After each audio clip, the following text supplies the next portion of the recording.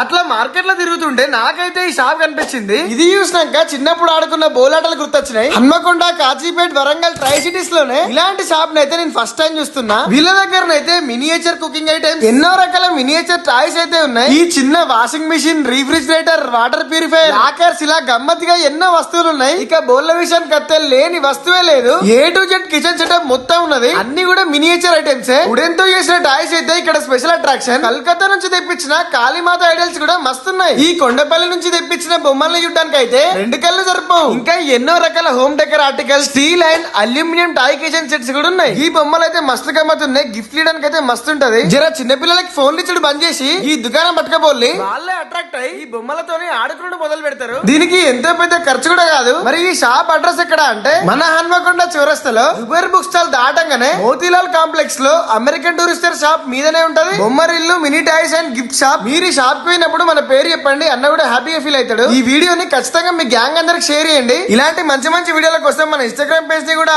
Follow చేయండి.